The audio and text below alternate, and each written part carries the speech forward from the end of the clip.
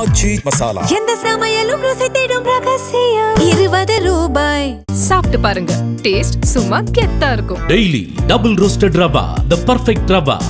உங்கள் சத்யாவில் இப்பொழுது ஆடி அதிரடி தள்ளுபடி. ஐபிசி தமிழ் நேயர்களுக்கு வணக்கம். இன்றைய சிறப்பு நேர்காணலில் நம்மோடு இணைந்திருக்கிறார் சத்யகுமார் அவர்கள். வணக்கம். வணக்கம் சங்கர். செந்தில் பாலாஜி எப்படியாவது கைது ஆயிடுவார் அப்படின்லாம் நீங்கள் வீடியோ போட்டிருந்தீங்க. தாவேக்கவினர் ரொம்ப ஆர்வமாக காத்திருந்தாங்க. பட் உச்சநீதிமன்றம் சொல்லிடுச்சு கைதெல்லாம் பண்ணக்கூடாதுங்க அப்படின்னு சொல்லி முடிச்சிட்டாங்க. என்ன அடுத்த திட்டம்? சுப்ரீம் கோர்ட் அவருடைய அரெஸ்ட்டை ஸ்டே பண்ணியிருக்காங்க. பட் அவருடைய இன்வெஸ்டிகேஷனை ஸ்டே பண்ணல. இப்படி அரெஸ்ட்டுன்னும் பொழுது கஸ்டோடியல் இன்ட்ராகேஷனுக்காக கொடுக்கறது தான் அரெஸ்ட்டு. இந்த மேட்டர் பொறுத்த வரைக்கும் சுப்ரீம் கோர்ட்டுடைய அப்சர்வேஷன் நீங்கள் எடுத்திங்கன்னா என்ன சொல்லியிருக்காங்கன்னா, Supreme Court stays Senthil Balaji's arrest in TASMAC corruption case, asks him to cooperate with PROB. So he has to cooperate with the PROB. இந்த TASMAC உடைய இன்வெஸ்டிகேஷன் இப்போ DBAC பண்ணிகிட்டு இருக்கும் பொழுது அவங்க டெய்லி கால் ஃபார் பண்ணுறாங்க இன்வெஸ்டிகேஷன் சொன்னாக்க செந்தில் பாலாஜி அவர்கள் அதுக்கு கோஆப்ரேட் பண்ணணும் அப்படின்னு சொல்லியிருக்காங்க. அப்போ நெக்ஸ்ட் கொஸ்டின் வருது, சட்டத்தில் என்ன கொஸ்டின் வருதுன்னா, DVAC prevention of corruption act plus போட்டிருக்கக்கூடிய செக்ஷன்ஸ் எடுத்திங்கன்னா பிஎன்எஸ் ஆக்டும் போட்டிருக்காங்க. அப்போ கோஆப்ரேட் பண்ணணும்னா அவர் கேட்குற கேள்விக்கு பதில் சொல்லணும், கொடுக்குற சம்மன்ஸ்க்கு அப்பியர் ஆகணும், டெய்லி கூட கூப்பிடுவாங்க. So there are multiple ways of interrogating him. அப்போ கோஆப்ரேட் பண்ணல அப்படின்னா அவருடைய பெயில் கேன்சல் ஆகிறதுக்கான சாத்தியக்கூறுகள் உண்டு. இது ஒரு பக்கம் இருக்க, அவர் ஆல்ரெடி செந்தில் பாலாஜி அவர்கள் குதிரை பேர வழக்கில் முன்ஜாமீன் வாங்கி வச்சுருந்தார். அதுக்கான ஜாமீன் வாங்கி கண்டிஷன்ஸ் இம்போஸ் பண்ணியிருந்தாங்க. ட்ரிபிள் கேன் போலீஸ் ஸ்டேஷனில் காலையும் சாயங்காலையும் சைன் பண்ணிட்டு இருந்தார். லாஸ்ட் 2 days பார்த்தீங்கன்னா சைன் பண்ணவே இல்லை. ஸோ அப்போது அந்த கண்டிஷன்ஸை அவர் வயலேட் பண்ணியிருக்காரு. உடம்பு சரியில்லை அப்படின்னு சொல்லி அசோக் அவர்கள் சொல்கிறார், அவருடைய தம்பி சொல்கிறாரு. இப்போது உச்சநீதிமன்றத்தில் ஜாமீன் கிடைக்குது, இங்கே உயர்நீதிமன்றத்தில் ஜாமீன் கிடைக்கல. அப்போது சம்திங் அவருக்கான ஸ்பேஸ் லீகலாக இன்னும் அதிகமாகிட்டு இருக்கு அப்படிங்கிற மாதிரி தானே தெரியுது. இல்லை அதாவது சுப்ரீம் கோர்ட் டெசிஷனாக இருக்கலாம், for that matter any judgment of the court observations பொறுத்த வரைக்கும் இட் இஸ் கான்ஸ்டிடியூஷனல். அண்ட் அந்த அப்சர்வேஷனை நம்ம அப்சர்வேஷனை மட்டும்தான் பார்க்கணும். அவருக்கு அந்த சட்டத்தில் இருக்கக்கூடிய ரைட்ஸ் அவர் பெயில் போடுறாரு. பெயில் சுப்ரீம் கோர்ட் இப்போது ஸ்டே பண்ணியிருக்காங்க. இங்கே இருக்கக்கூடிய நீதிமன்றம் கொடுக்கல, அங்கே ஆன்டிசிபேட்டரி பெயில் டிஸ்மிஸ் பண்ணிடுறாங்க. கொடுக்க முடியாது, இதுக்கு கஸ்டோடியல் இன்ட்ராகேஷன் வேணும் அப்படின்ற அப்சர்வேஷனோட மெட்ராஸ் ஹைகோர்ட் டிஸ்மிஸ் பண்ணிடுறாங்க. அது மேலே அவர் அப்பீல் போகிறாரு. அப்பீலும் இன்றைக்கே லிஸ்ட் ஆகிடுச்சு. லிஸ்ட் ஆன உடனே சுப்ரீம் கோர்ட் பண்ணியிருக்கிறது கஸ்டோடியல் இன்ட்ராகேஷன் வேணாம் மட்டும்தான் சொல்லியிருக்காங்களே தவிர அரெஸ்ட்டை ஸ்டே பண்ணியிருக்காங்க. எப்போ வேணாலும் ஸ்டே வெக்கேட் ஆகிறதுக்கான பாசிபிலிட்டி உண்டு. நினச்ச போது அரெஸ்ட் பண்ண முடியாதுங்கிறது தான் இன்றைக்கி அந்த கொடுத்துருக்கக்கூடிய அந்த தீர்ப்பினுடைய சாராம்சமாக இருக்குது. அப்போ இனிமேல் கைதுங்கிறது வாய்ப்பே இல்லை அப்படிங்கிற இடத்துக்கு நகர்ந்துருச்சுல. ஆனால் நீங்கள் ஒன்று புரிஞ்சுக்க வேண்டியது என்னென்னா, கைது பொறுத்த வரைக்கும் செந்தில் பாலாஜி அவர்களுக்கு கிட்டத்தட்ட 3-4 வழக்குகள் அவருடைய நிலுவையில் இருக்குது. நீங்கள் பார்த்துருக்கிறது அவர் ஜாப் ஃபார் சேல்ஸ் ஸ்கேம், அதில் தான் அவருக்கு பெயில் கிடச்சிது. Prevention of money laundering act 2002 படி செக்ஷன் 45 படி. ரெண்டாவது அவருக்கு சிபிஐ வழக்கு ஒன்று இருக்குது இப்போது, அதாவது டிரான்ஸ்ஃபார்மர் ஊழல் வழக்கு. கிட்டத்தட்ட 370 கோடி ஊழல் டிரான்ஸ்ஃபார்மர் வழக்கில் ஊழல் பண்ணியிருக்கிறதுக்கான சாத்தியக்கூறு இருக்கிறதுனால தான் அது இண்டிபெண்டன்ட் ப்ராப் வேணும்னு சொல்லிட்டு தமிழ்நாடு அரசாங்கம் அவர் பவரில் இருக்கும் பொழுதே, அதாவது டிஎம்கே ஆட்சி பவரில் இருக்கும் பொழுதே, செந்தில் பாலாஜி அஃப்கோர்ஸ் மந்திரி கிடையாது, மந்திரி பதவி இருந்தது இந்த எலக்ட்ரிசிட்டி டிபார்ட்மெண்ட்டும் டாஸ்மாக்கும் ஒரு 2 years இருந்திருந்தார். 2021, 22, 22, 23 அரெஸ்ட் வரைக்கும் இருந்தார். இந்த 2 வருட காலங்களில் அவர் இருந்தப்போ நடந்த ஊழல் அது 370 கோடி டிரான்ஸ்ஃபார்மர் ஊழல். அதுக்கு இன்னும் சிபிஐ ப்ராப் ஆரம்பிக்கல. Point number 2. பாயிண்ட் நம்பர் 3, நான் என்றைக்கு சொல்லுவேன் கரூரில் செந்தில் பாலாஜி அவர்களுடைய ரோல் இருக்கிறதுக்கு சாத்தியக்கூறுகள் இருக்கிறதுனால தான் அவருக்கு சிபிஐ சமன் அனுப்பிச்சிருக்காங்க. அந்த சிபிஐ அமைச்ச சமன் நிறைய பேர் விட்னஸாக அமைச்சிருக்காங்க அப்படிங்கிற மாதிரியான பின்பத்தை திமுக கட்டமைக்க பார்க்குறாங்க. பட் ஆக்சுவல் ஃபேக்ட் என்ன, செந்தில் பாலாஜிக்கு சமன் போச்சா இல்லையான்றது தான் கேள்வி. செந்தில் பாலாஜிக்கு ஏன் சமன் போகுதுன்னா, அவர் கரூர் எபிசோட் நடக்கும்போது, கரூர் ஸ்டாம்பீட் நடந்த பொழுது 3-4 கேள்விகள் அவர் முன்னாடி முன்வைக்கப்படுது. அது மட்டும் இல்லாமல் பிரதான கேள்வி, மக்கள் வைக்கிற கேள்வி, அஃப்கோர்ஸ் இன்வெஸ்டிகேஷன் ஏஜென்சியும் கேட்டிருப்பாங்க. கேட்ட கேள்வி என்னன்னா, உங்களுக்கு எப்போ இன்ஃபர்மேஷன் தெரிஞ்சது, எவ்வளோ குயிக்காக எப்படி ஹாஸ்பிட்டல் போகிறீங்க. ஒரு one of the daily Tamil டெய்லியில் ஒரு ஆர்டிக்கிளே இருந்தது, அங்கே ஏதாவது சம்பவம் நடக்கிறதுக்கான வாய்ப்புகள் இருக்குது அப்படிங்கிறது நிறைய கொஸ்டின்ஸ் இருக்குது. அது மட்டும் இல்லாமல் media spokes persons, IAS officers இங்கே பேசுகிறாங்க. போலீஸ் அஃபிஷியல்ஸோடு சேர்ந்து அவர் ஒரு கல்யாண மண்டபம் மாதிரி புக் பண்ணி அங்கே போய்ட்டு ஒரு ஸ்லைட் ஷோ மாதிரி போட்டு அதில் இல்லாத ஃபோட்டோவெல்லாம் போட்டு honourable chief minister of Tamil Nadu Thalapathy Vijay அவர்களுடைய அப்போ ஃபோட்டோஸ் வந்து வேற ஏதோ எங்கேயோ எடுத்த ஃபோட்டோ போட்டு ஆஸ் தோ அது கார்ட்டூனை போட்டுலாம் அவர் டெபிக்ட் பண்ணார். அப்போது அந்தளவுக்கு ஒரு காழ்ப்புணர்ச்சி வந்து செந்தில் பாலாஜி அவர்களுக்கு இருந்ததுக்கு காரணம் என்னங்கிற கேள்வி இன்வெஸ்டிகேஷன் அத்தாரிட்டிஸ் கட்டாயமாக கேட்பாங்க. ஸோ அந்த இதில் வந்து அவர் விட்னஸாக கால் ஃபார் பண்ணியிருக்காங்களா, அக்யூஸ்டாக கால் ஃபார் பண்ணியிருக்காங்களா, என்ன ரீசனுக்காக கால் ஃபார் பண்ணியிருக்காங்கன்றது சப்ஜெக்ட் டு இன்வெஸ்டிகேஷன். அது இன்வெஸ்டிகேஷன் போயிட்டுருக்கு. ஸோ கரூர் எபிசோட் பொறுத்த வரைக்கும் அது இன்னும் முடிவுக்கு வரல. ஸோ சிபிஐ டிரான்ஸ்ஃபர் வழக்கு, இந்த 2வது வழக்கு, 3வது இப்போ வந்து குதிரை பேர வழக்கில் செந்தில் பாலாஜி அவர்களுக்கு முன்ஜாமீன் கொடுத்துருந்தாங்க. இப்போ கண்டிஷன்ஸ் ரிலாக்ஸ் பண்ணுறதுக்காக போட்டிருக்காரு. இந்த கேஸ் பொறுத்த வரைக்கும், டாஸ்மாக் கேஸ் பொறுத்த வரைக்கும் 2 சட்ட விஷயங்கள் வந்து கட்டாயமாக மக்கள் தெரிஞ்சுக்கணும், கட்டாயமாக எல்லாருமே தெரிஞ்சுக்க வேண்டிய விஷயத்தில் இருக்கும். Vijay Madanlal Chaudhary versus union of India அது வந்து கான்ஸ்டியூஷன் பெஞ்ச் முன்னாடி ரிவ்யூவில் இருக்குது. அது ரிவ்யூ முடிஞ்ச உடனே தான் இந்த ஸ்டே வந்து வெக்கேட் ஆகும். இந்த ஸ்டே வந்து அந்த ரிவ்யூனால தான் இந்த ஸ்டே எல்லாமே. முன்னாடி டாஸ்மாக் வந்து போன வருடம் டாஸ்மாக் கேஸ் வந்து இன்வெஸ்டிகேட் பண்ணும்பொழுது 1000 கோடி அளவுக்கு இருக்கிறதுக்கான சாத்தியக்கூறுகள் இருக்குன்னு சொல்லும்போது கூட செந்தில் பாலாஜி அவர்கள் ஆட் பண்ணப்படுவாரா மாட்டாரான்ற கேள்வி நீங்கள் கேட்டிருந்தீங்க. அப்பயே சொல்லியிருந்தேன் பாசிபிலிட்டி இருக்குது, பிகாஸ் துறை சார்ந்த மந்திரி அவர் அந்த பீரியடில். அப்போ அந்த பீரியட்லாம் ஊழல் நடந்ததா இல்லை அதுக்கப்புறம் பீரியட் நடந்ததான்ற கேள்விகள் இருக்கிறதுனால சாத்தியக்கூறுகள் ஆமாம் அப்படின்னு நான் சொல்லியிருந்தேன் இதே ஐபிசி இன்டர்வியூவில். அப்படி பார்க்கும்பொழுது இப்போ செந்தில் பாலாஜி அவர்கள் மேலே ஒரு வழக்கு டிவிஎஸ்சி போட்டிருக்காங்க 17 கோடி. ஆனால் அது 17 கோடி இருக்காது, 100 கோடியாக இருக்குங்கிறது தான் குவாண்டம் சொல்கிறாங்க. பட் அது மேலே இருக்குன்றது தான் எல்லாருடைய கணிப்பும். பட் டாஸ்மாக் ஊழியர்கள் மேலே போட்டது, அதாவது எம்டி டாஸ்மாக் அஃபீஷியல்ஸ் மேலே போட்டது சுப்ரீம் கோர்ட் போன வருஷம் ஸ்டே பண்ணியிருந்தாங்க. இப்போ வந்து செந்தில் பாலாஜி அவர்கள் மேலே போட்டிருக்க கேஸும் ஸ்டே பண்ணியிருக்காங்க. ஆனால் முக்கியமான அப்சர்வேஷன் என்ன, கோஆப்ரேட் பண்ணணும் ப்ராபுக்குன்னு சொல்லியிருக்காங்க. அப்போது பாஸ்போர்ட் எங்கே இருக்குது அப்படின்னு கூட கேட்குறாரு. அப்போ பாஸ்போர்ட் வந்து பார்த்தீங்கன்னா நீதிமன்றத்தில் தான் இருக்குன்றதையும் மென்ஷன் பண்ணியிருக்காரு.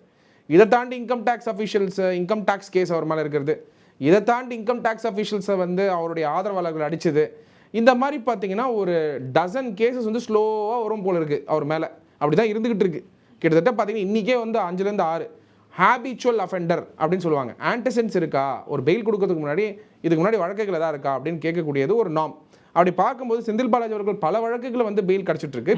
கணம் இல்லை, வழியில் பயம் இல்லை அப்படிங்கிறது தான் அவர் கடைசியாக சொன்ன ஸ்டேட்மெண்ட். செந்தில் பாலாஜி அவர்கள் வந்து சொல்லக்கூடிய ஸ்டேட்மெண்ட் வந்து இன்னைக்கு மக்கள்கிட்ட வந்து செந்தில் பாலாஜி அவர்கள் கொடுக்கக்கூடிய ஸ்டேட்மெண்ட் மக்கள்கிட்ட நம்பிக்கைத்துவம் இருக்கானா கட்டாயமாக இல்லை. 2-3 விஷயங்கள் நம்ம அப்சர்வ் பண்ணோம் செந்தில் பாலாஜி அவர்கள் மேலே.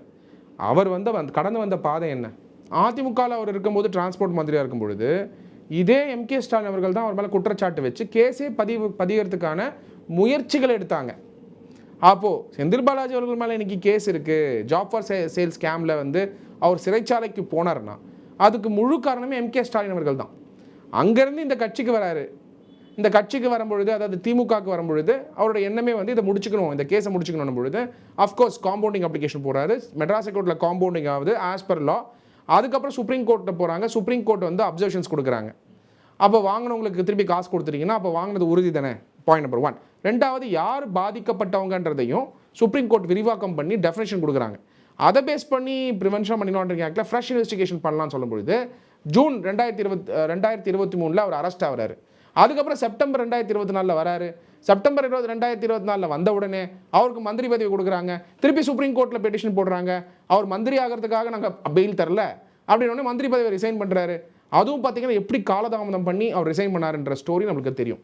ஒரு பவர் அங்கிரி பர்சன் தான் செந்தில் பாலாஜி அவர்கள். தாவேக்காவை பொறுத்த வரைக்கும் ஊழலுக்கு எதிரான தாக்குதலாக இதை பார்க்குறதா இல்லை வந்து அரசியல் காழ்ப்புணர்ச்சியாக தான் இது பார்க்கப்படும் அப்படிங்கிறதான் பொதுவான விமர்சனமாக இருக்குது. இதை திமுகவினரும் அழுத்தம் திருத்தமாக சொல்கிறாங்க. அரசியல் காழ்ப்புணர்ச்சிக்காக தான் செந்தில் பாலாஜியை தொடர்ந்து டார்ச்சர் பண்ணுறாங்க, குறி வச்சு இவங்களை வந்து டார்கெட் பண்ணுறாங்க. குறிப்பாக ஆதவர்ஜனா என்னைக்கு வந்து பேசினாரோ கரூரில் ஒரு கணக்கு இருக்குது, அந்த கணக்கை நாங்கள் முடிக்காமல் விட மாட்டோம் அப்படிங்கிறத அவர் வெளிப்படையாக சொல்லியிருந்தார். ஸோ அந்த கரூர் கணக்கு இன்னும் முடிக்கப்படாமல் இருக்குது. அதனால் இவங்க வந்து தொடர்ந்து செந்தில் பாலாஜி மேலே தொடர்ந்து இவங்க வந்து டார்கெட் பண்ணுறாங்க.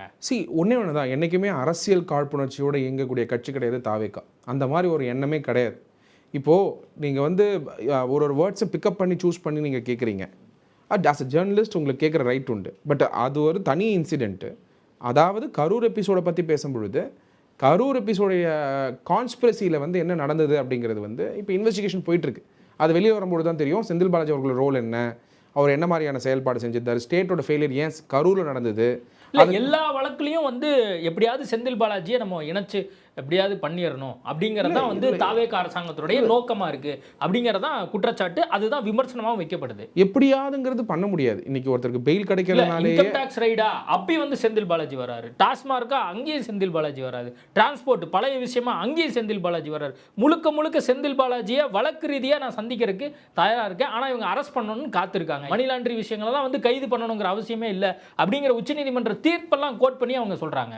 அதாவது செந்தில் பாலாஜி அவர்களை வந்து அரெஸ்ட் பண்ணது வந்து உச்சநீதிமன்றம் சுப்ரீம் கோர்ட் டெசிஷனை பேஸ் பண்ணி தான் 2023 அரெஸ்ட் பண்ணுறாங்க. அப்போயுமே கேட்டிங்கன்னா சென்ட்ரல் கவர்மெண்ட் அரெஸ்ட் பண்ண நினைக்கிறாங்களா, சென்ட்ரல் கவர்மெண்ட் அரெஸ்ட் பண்ண நினைக்கிறாங்கன்னு போது நான் கிளியராக சொல்லியிருந்தேன். சுப்ரீம் கோர்ட்டோட அப்சர்வேஷன், சுப்ரீம் கோர்ட் என்ன சொன்னாங்க, fresh investigation of the PMLA பண்ணலாம். மே 6 வந்த ஒரு ஜட்மெண்ட், அது May 6, 2023. அதில் தான் அந்த அப்சர்வேஷன் வருது. என்ன சொல்கிறாங்கன்னா ஃப்ரெஷ் இன்வெஸ்டிகேஷன் PMLA பண்ணலாம், ப்ளஸ் அந்த ஃப்ரெஷ் இன்வெஸ்டிகேஷன் பண்ணும்பொழுது அவரை ஃப்ரெஷ் இன்வெஸ்டிகேஷன் பண்ணாலே அரெஸ்ட் பண்ணலாங்கிறது தான் அவங்களோட கேள்வியாக இருந்தது. சமன்ஸ் கொடுக்குறாங்க, அவர் அப்பியரால். ரெண்டாவது அவருடைய பிரதர் அப்ஸ்காண்ட் ஆகிடுறாரு. இன்ஃபேக்ட் இவர் வெளியில் வந்ததுக்கப்புறம் தான் பிரதரே வராரு. எங்கேருந்து வந்தாருன்னே தெரியல, எங்கே அப்ஸ்காண்ட் ஆகிருந்தாருன்னு தெரியல. கையெழுத்து போட்டுறாரு. அஃப்கோர்ஸ் இப்போ டாஸ்மாக்ல அவர் வந்து 7 பேரில் அவர் கிடையாது.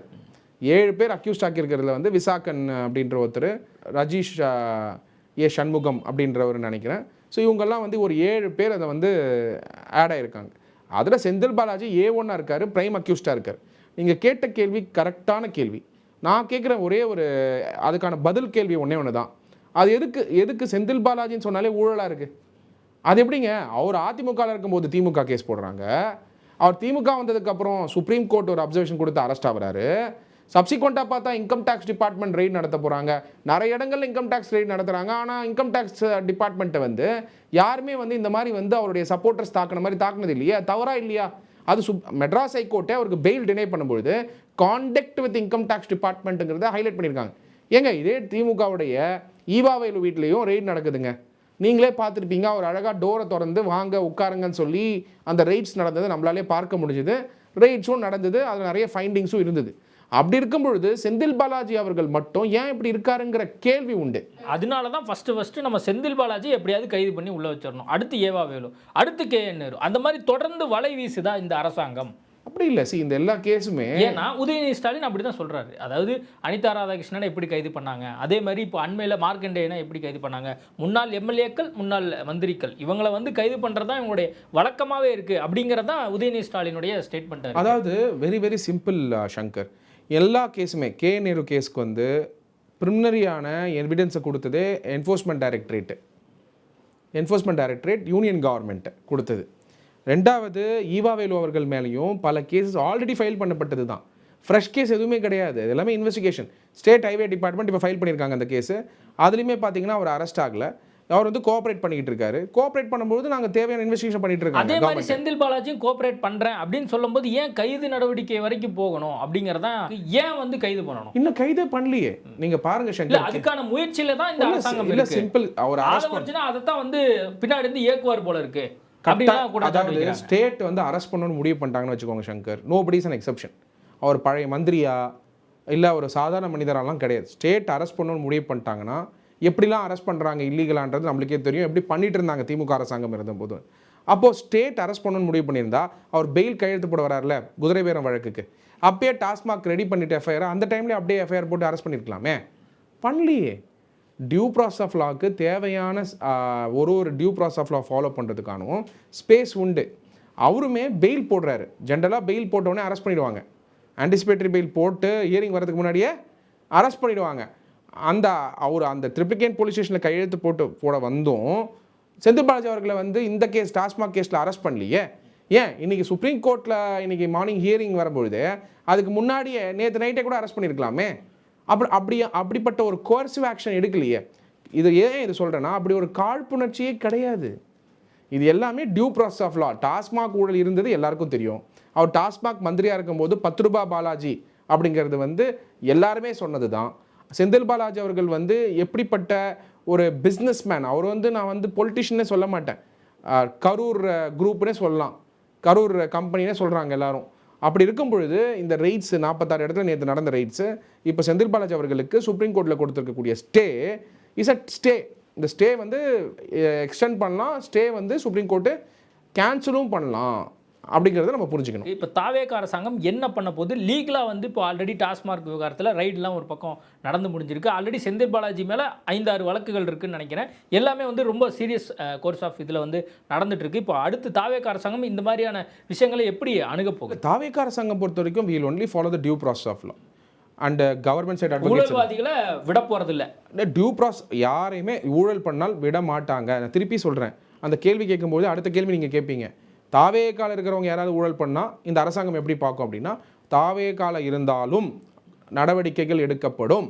அந்த நடவடிக்கைகள் எடுக்கிறதுக்கான டியூ ப்ராசஸ் என்னமோ அதை ஃபாலோ பண்ணுவாங்க. அது மட்டும் இல்லாமல் மந்திரிகளும் அமைச்சர்கள் கூட எக்ஸப்ஷன் கிடையாது. தாவேகா என்பது தலைவர் விஜய் அவர்களுடைய முகம் பார்த்து தான் இந்த கட்சியே. மற்றவங்க எல்லாருமே it is all subject to public scrutiny. Public ஸ்க்ரூட்டினியில் ஃபீட்பேக் வருது, இந்த மாதிரி அமைச்சரோ இல்லாட்டி தாவேகா கட்சிக்காரங்களோ இந்த மாதிரியான செயல்பாடில் ஈடுபட்டிருக்காங்கன்னு சொன்னாக்க அதை தீர விசாரிச்சு, ஏன் தெரியுமா தீர விசாரிச்சுன்னு சொல்கிறேன் சங்கர், போகிற போக்கில் எல்லாருமே வந்து தாவேகாவில் வந்து ஒரு காழ்ப்புணர்ச்சியில் வந்து ஃபேக் அலிகேஷன்ஸ் கூட போடலாம். அப்போ தீர விசாரிக்கணும். அப்போ தீர விசாரிக்கணும்னா தாவேகா நிர்வாகி யாராவது தப்பு பண்ணால் கூட போலீஸ் அமைச்சு தீர விசாரிப்போம். அது கட்டாயமாக அந்த அளவுக்கு வந்து ஸ்ட்ரிக்டாக இருக்கக்கூடிய கட்சி. தலைவருடைய முகம் தான் கட்சியோடைய முகம். தலைவருடைய முகம் is a face of trust, face of integrity, face of values. மக்கள் அதை பார்த்து தான் தலைவர் அவர்களுக்கு வந்து ஓட்டு போட்டாங்க. இன்ஃபேக்ட் நிறைய தொகுதிகளில் கேண்டிடேட் கூட யாரும் தெரியாது. அப்படி இருக்கும் பொழுது தலைவரோட முகத்துக்காக ஓட்டு வந்திருக்கிறதுனால கட்டாயமாக சொல்கிறேன், தலைவர் வந்து கட்சியிலையோ இல்லை ஆட்சியாளர்களோ யாராவது வந்து ஊழல்லையோ குற்றச்சாட்டுகளில் இருந்தாலுமே subject to scrutiny, subject to preliminary investigation, அவங்களுக்கு நடவடிக்கைகள் எடுக்கப்படும். ஈவன் ஆட்சியாளர்களை பதவி மாற்றம் செய்கிறத தாண்டி பதவி நீக்கம் செய்கிறது கூட தயங்க மாட்டார் தளபதி விஜய் அவர்கள். செந்தில் பாலாஜி வழக்கில் இப்போது நிறைய விஷயங்கள் டெவலப்மெண்ட்ஸ் ஒவ்வொரு நாளும் ஒவ்வொரு விஷயங்கள் நடந்துகிட்டே இருக்குது. இப்போ அடுத்து என்ன நடக்க வாய்ப்பு இருக்குது லீகலாக பார்க்கும்போது? லீகலாக பார்க்கும்போது செந்தில் பாலாஜி அவர்களுக்கு இப்போ ஸ்டே ஆஃப் அரெஸ்ட் கிடச்சிருக்கு. அரெஸ்ட் மேலே ஸ்டே ரிலாக்ஸான விஷயமா பார்க்கலாம். ரிலாக்ஸ் எப்படி ரிலாக்ஸ் ஆகும்? அவர் வந்து இன்வெஸ்டிகேஷன் கோஆப்ரேட் பண்ணி தான் ஆகணும். There is nothing called relaxation. உண்மை என்றைக்குமே மறைக்க முடியாது. டாஸ்மாகில் ஊழல் நடக்கிறதுக்கான சாத்தியக்கூறுகளை வந்து கம்ப்ளீட்டாக இன்வெஸ்டிகேட் பண்ணி எஃப்ஐஆரில் போட்டிருக்காங்க, டீட்டெயிலாக போட்டிருக்காங்க. இருந்தாலும் வந்து முன்ஜாமீன் வந்து கொடுக்கப்பட்டிருக்கு. இதை எப்படி அடுத்து வேலிடேட் பண்ண போகுது இந்த அரசாங்கம்? எப்படி வழக்கறிஞர் வேலிடேட் பண்ணுவாங்க? இன்னும் எப்படி வந்து அடுத்த கட்டத்துக்கு நகரும்? இதில் என்னன்னா, இதில் ப்ரெடிகேட் அஃபென்ஸ் வந்து இப்போ இந்த புது கேஸ் டிவிஎஸ்சி வந்து 28 ஜூலை 2026 அன்றைக்கி போட்ட கேஸு 21:30 ஃபைல் பண்ணியிருக்காங்க. 11:30 ஃபைல் பண்ணியிருக்காங்க நைட்டு. இந்த case FIR case 28 July 2026 file பண்ண கேஸு. இது ப்ரெடிகேட் அஃபென்ஸ். இது மேலே இடி வர முடியும்? இடியோட கேஸும் பார்த்தீங்கன்னா இதுக்கு முன்னாடி டாஸ்மாக் வழக்கில் அங்கே வந்து ஸ்டே இருக்குது. அது டாஸ்மாக் அஃபீஷியல்ஸ் மேலே இருக்கக்கூடிய ஸ்டே. ஆனால் இந்த கேஸு டிவிஎஸ்சி கேஸ் வந்து இண்டிவிஜுவல்ஸ் மேலே வந்திருக்கக்கூடிய கேஸு. அப்போ இது ப்ரெடிகேட் அஃபென்ஸாக இருக்கிறதுனால, இது ஷெட்யூல்ட் அஃபென்ஸில் இருக்கிறதுனால, ப்ரிவென்ஷன் ஆஃப் கரப்ஷன் ஆக்ட் வந்து ப்ரிவென்ஷன் மணி லாண்டரிங் ஆக்டில் வந்து ஷெட்யூல்ட் அஃபென்ஸாக இருக்கிறதுனால இது மேலே இடியும் வரத்துக்கான வாய்ப்புகள் உண்டு. அது வர முடியும், திருப்பி வர முடியும். ஏன்னா அது டாஸ்மாக் நிறுவனம், அது மேலே தான் வந்து ஸ்டே இருக்குது. ஆனால் இது டாஸ்மாக்குடைய நிறுவனத்தை தாண்டி அதை சுற்றி இருக்கக்கூடிய கான்ட்ராக்டர்ஸு, அதர்ஸ்னு போட்டிருக்காங்க எஃப்ஐஆரில். கான்ட்ராக்டர்ஸு, செந்தில் பாலாஜிங்கிற புது பேர். அதுக்கப்புறம் பார்த்தீங்கன்னா இண்டிவிஜுவல்ஸ் இருக்காங்க. உதயநிதி ஸ்டாலின் அவருடைய ஃப்ரெண்ட் ரதீஷ் சண்முகம் நினைக்கிறேன், ரதீஷ் சண்முகம் நினைக்கிறேன், சண்முகம் ஏதோ ஒரு பேர். அவர் வந்து பார்த்தீங்கன்னா இதில் வந்து ஆட் பண்ணப்பட்டிருக்காரு. அதே ரதீஷ் வீட்டில் தான் இடி ரைட் பண்ணாங்க. ஆனால் டாஸ்மாக் மேலே தான் அந்த கேஸ் இருந்தது. இப்போ இந்த டாஸ்மாக் மேலே இடி வரத்துக்கான வாய்ப்புகளும் உண்டு. வருவாங்களா மாட்டாங்களா அப்படிங்கிறது ஒரு கேள்விக்குறி தான். அடுத்த முன்னாள் அமைச்சர்களை இந்த அரசாங்கம் டார்கெட் பண்ண போதா? ஏவா வேலு, KN நேரு, ஆல்ரெடி வழக்குகள் இருக்குது. அதை பற்றி நம்ம நிறைய பேசியிருக்கோம். லீகலாக அது எந்த அளவுக்கு வந்து வேலிடேட்டாக இருக்குது? வெறுமனை வந்து ஊடகங்க கவனத்துக்காகவோ அல்லது வெறுமனை வந்து டிஎம்கேவை வந்து ஒரு நெகட்டிவாக காட்டுறதுக்காகவோ கூட இந்த அரசாங்கம் வழக்கு போடலாம், அல்லது வந்து நாங்கள் ப்ராசஸ் பண்ணிகிட்டு இருக்கோம், கண்டிப்பாக உள்ளே வச்சுருவோம் அப்படின்னு கூட சொல்லலாம், அப்படிங்கிற பார்வையெல்லாம் கூட இருக்குல்ல. அதாவது சங்கர், கட்சி ஆட்சியில் இருக்கும் பொழுது அந்த கட்சியுடைய நிர்வாகிகளே ஊழல் பண்ணால் டிஎம்கே வந்து ஆக்ஷன் எடுத்துருக்கணும்.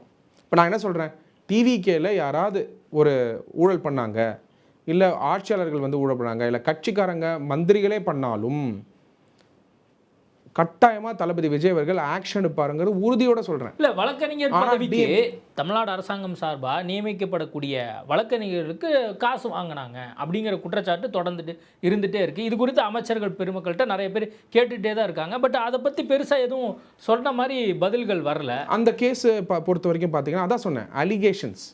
ஜஸ்ட் பிகாஸ் திமுக வந்து போகிற போக்கில் வந்து டெய்லி அலிகேஷன்ஸ், ஒரு எம்எல்ஏவா ஏதோ ஒரு அலிகேஷன்ஸ் போடுறாங்க. ஒன்று மட்டும் புரிஞ்சுக்கணும் சங்கர், எல்லா எம்எல்ஏவும் எல்லா மந்திரியும் பப்ளிக் சர்வீஸில் இருக்கிறவங்க பப்ளிக் சர்வீஸில் இருக்கும் பொழுது 2 விஷயம் நடக்கும். ஒன்று தனிப்பட்ட தாக்குதல், 2வது விமர்சனங்கள், 3வது பப்ளிக் ஸ்க்ரூட்டினி, 4வது எதிர்க்கட்சியோட தாக்குதல். இதில் முதல் ரேங்க் எதுனா எதிர்க்கட்சியோட தாக்குதல் தான். ஒரு 6 மாதம் கூட பொறுக்காமல் சட்டுன்னு, அதாவது ஒரு இமீடியட்டாக டக்குன்னு ஏதோ ஒரு இஷ்யூ போடும்போது மக்களுக்கே புரியுது, டிஎம்கே வந்து விரக்தியில் இருக்காங்க, ஃப்ரஸ்ட்ரேஷனில் இருக்காங்க, அதனால தான் இப்படி பண்ணுறாங்க அப்படிங்கிறது வந்து மக்களுக்கே புரியுது. அதனால் பப்ளிக்கில் இருக்கிறதுனால எல்லாருமே சப்ஜெக்ட் ஸ்க்ரூட்டினி தான். இது விமர்சனங்கள் வைக்கிறதோ அலிகேஷன்ஸ் வைக்கிறதோ பப்ளிக்கில் இருக்கவங்க மேலே வந்து இது வந்து புதுசு கிடையாது. அப்போ இன்டென்ஷனாக இந்த அரசாங்கம் பண்ணுறது இல்லை, இன்டென்ஷன் அந்த மாதிரி அப்படி நினச்சி டிஎன்ஏ ஆஃப் த பார்ட்டி வந்து 0 டாலரன்ஸ் டுவார்ட்ஸ் கரப்ஷன் பப்ளிக்காகவே டிக்ளேர் பண்ணியிருக்காரு. No party fund, no minister fund, no power centres அப்படிங்கிறத வந்து முதல் நாள் பதவி இருக்கும் போதே சொல்லியிருக்காரு. And second thing, important thing வந்து இஸ் 0 டாலரன்ட் டுவார்ட்ஸ் கரப்ஷன். அதாவது ஒரு விஷயம் நடந்தாலே வழக்கு போடுங்கன்னு தான் சொல்கிறாரு. அது கட்சிக்காரங்களாக இருந்தாலும் பரவாயில்ல தான் சொல்கிறாரு. அப்போ அந்த அளவுக்கு எத்திக்கலாகவும் இன்டெகிரிட்டியோடையும் ஒரு மக்களுக்கு வந்து கான்ஃபிடன்ஸ் கொடுக்கக்கூடிய லீடராக, கரிஸ்மேட்டிக் லீடராக எங்களுடைய லீடர் தளபதி விஜய் அவர்கள் இருக்கும் பொழுது it's a gift to the Tamil Nadu for a simple reason. இன்றைக்கி வந்து டிஎம்கேல அவங்க கட்சி நிர்வாகிகள் தப்பு பண்ணால் ப்ரொடெக்ட் பண்ணுற இடத்துல கட்சி இருந்தது, ஆனால் என்றைக்குமே ஆக்ஷன் எடுக்கல. தாவேக்காலையும் வந்து பல்வேறு எம்எல்ஏக்கள் தவறு பண்ணுறாங்க அப்படிங்கிற விஷயங்கள் தொடர்ந்து திமுகவினரால் சொல்லப்பட்டுட்டே இருக்குது. அதுக்கு உதாரணமாக பல ஆடியோக்கள் வருது, வீடியோக்கள் வருது, இந்த மாதிரி விஷயங்களும் தொடர்ந்து நடந்துகிட்டே தானே இருக்குது. அது உண்மைத்துவம் இருந்தால், ஏன்னா ஆடியோ வீடியோன்னு சொன்ன உடனே நீங்கள் இமீடியட்டாக வந்து நான் என்ன அடுத்த கேள்வி கேட்பேன், அது ஏன்னு கேட்பேன். ஏன்னா உண்மைத்துவம் தெரியணும்ல. ஒருத்தர் வந்து இன்றைக்கி சங்கர் ஒருத்தரோட கெரியர் வந்து பில்டு பண்ணியிருக்காங்க. இன்றைக்கி வந்து கடினமாக உழைச்சி அந்த அமைப்பிலேருந்து வந்து மந்திரிகளாக இருக்காங்க. ஜஸ்ட் பிகாஸ் திராவிட முன்னேற்ற கழகம் எடுத்த உடனே தாக்குதல் நடத்துறதுனாலையும் உண்மைத்துவம் இல்லாத ஒரு அலிகேஷன் வைக்கிறதுனாலையும் அதை உண்மைத்துவம் தெரியாம தூக்க முடியாது அப்படின்னு நம்ம எப்படி சொல்லிட முடியும்? அண்மையில் ஜெகதீஸ்வரி பேசின ஒரு ஆடியோ ஒன்று வெளியாச்சு. அது இப்போ வந்து ரெக்கார்ட் செய்யப்பட்டதா பின்னாடி செய்யப்பட்டதாங்க நம்மளுக்கு தெரியாது. பட் அந்த ஆடியோ வந்து வெளியாயிருக்கு. அப்போ அந்த அமைச்சர் குறித்தோ அல்லது அந்த எம்எல்ஏக்கள் குறித்தோ கண்டிப்பாக வந்து ஏதோ ஒரு ஆக்ஷன் எடுக்கணும் அப்படின்னு தானே தாவேக அரசாங்கத்திட்டு மக்கள் எதிர்பார்ப்பாங்க. அதை புரிஞ்சுக்கோங்க. அதாவது ஆக்ஷன் எடுக்கணுங்கிற கட்டத்துக்கு போறீங்க. நான் எந்த கட்டத்துக்கு போறேன்னா அந்த ஆடியோவே ஒரிஜினலா அப்படிங்கிற கட்டத்துக்கு போறேன். ஆஸ் அன் அட்வொகேட் நம்ம எத்தனை கேஸ் பார்க்குறோம். இன்றைக்கி ஏஐயில் நீங்கள் வந்து ஒரு சின்ன ஒரு வாய்ஸ் இருந்ததுன்னா, ஒரு 20, 30, 15 மினிட்ஸ் வாய்ஸ் இருந்ததுன்னா அதை வந்து அப்படியே சாட் ஜிபிடியே வாய்ஸை மாற்றி நீங்கள் அடிக்கிறத அது பேசி கொடுக்குது. அப்படிலாம் சுச்சுவேஷன் டெக்னாலஜி வந்துக்கிட்டு இருக்குது. அப்படின்னும் பொழுது உண்மைத்துவம் தெரியாமல் அலிகேஷன் வைக்கிறதே தவறு. இப்போ நீங்கள் செந்தில் பாலாஜி அவர்கள் கேஸ் எடுத்துன்னு வச்சுக்கோங்க. உண்மைத்துவம் இருக்கான்னா செந்தில் பாலாஜி அவர்களுடைய ரெக்கார்ட்ஸ் பேசுது. அதுதான் சொல்லியிருக்காங்க சுப்ரீம் கோர்ட். டாக்குமெண்ட்ரி எவிடன்ஸ் இருக்குங்க. அந்த டாக்குமெண்ட்ரி எவிடன்ஸை கோ த்ரூ பண்ணுங்க. எவிடன்ஸோட தான் இங்கே வந்து சொல்லுவாங்க, வீடியோ இருக்குங்க, ஆடியோ இருக்குங்க அப்படிங்கிற ஒரு டாக்குமெண்ட் இதெல்லாம் வந்து நாங்கள் கோர்ட்டில் கொடுத்தா என்ன ஆகுன்னு தெரியுமா, கண்டிப்பாக இவங்க வந்து குற்றவாளியாக வந்து நிரூபிக்கப்படும் அப்படின்லாம் வந்து அவங்க ஒரு வாதத்தை எடுத்து வைப்பாங்கல்ல. அதாவது நீங்கள் வந்து ஃபஸ்ட்டு வந்து இது வந்து அதாவது குற்றத்துக்குள்ளே கொண்டு வரதுக்கு முன்னாடி அது உண்மையானே தெரியலையே அந்த கான்வர்சேஷன் அந்த டைமுக்கு நடந்ததா, சரி அப்புறம் ரெக்கார்டிங் பண்ணும்போது கன்சென்ட் வாங்கினாங்களா, ஏகப்பட்டது உண்டு கொஸ்டின். ஸோ நீங்கள் எவிடன்ஸாக எடுக்கிறதுக்கு முன்னாடி கேஸாக ஆக்கிறதுக்கு முன்னாடியே உண்மைத்துவத்தை தாண்டி கன்சென்ட்னு ஒரு கான்செப்ட் இருக்குது, கால் ரெக்கார்டிங்க்குன்னு ஒரு ரூல் இருக்குது. இது கால் ரெக்கார்டிங் எல்லாமே கால் ரெக்கார்டிங் போட்டு இது செஞ்சாங்களான்னு கேட்டால் மக்களுக்கே புரியுது. இன்றைக்கி வந்து அது கால் ரெக்கார்டிங்கா இல்லையா ஏஐயா என்னன்றதை வந்து அவங்களே வந்து தெரிஞ்சிக்காமல் அது மேலே வந்து கமெண்ட் பண்ண மாட்டாங்க. கண்டிப்பாக வந்து முதலமைச்சர் இதெல்லாம் பார்த்துட்டு இருப்பார். பொதுவெளியில் என்னென்ன விமர்சனம் வருதோ அத்தனையுமே அவர் பார்க்குறாரு. கடந்த சட்டமன்ற அந்த கூட்டத்தொடரில் கூட வந்து என்ன விமர்சனம் வந்துச்சோ அதுக்கு பதில் கொடுத்தாரு. இந்த மாதிரி பல்வேறு விமர்சனங்கள் வருது, அதுக்கு பதில் கொடுக்குறாரா என்ன அப்படிங்கிறத நம்ம பொறுத்து வந்து பார்ப்போம். நிறைய விஷயங்கள் குறித்து பேசியிருக்கோம். நேர்காணல் கொடுத்ததுக்கு மிக்க நன்றி. நன்றி சங்கர். ஆச்சி மசாலா எந்த சமையலும் ருசி தேடும் ரகசியம் ₹20. சாப்பிட்டு பாருங்க, டேஸ்ட் சும்மா கெத்தா இருக்கும். Daily double roasted rava, the perfect rava. உங்கள் சத்யாவில் இப்பொழுது ஆடி அதிரடி தள்ளுபடி.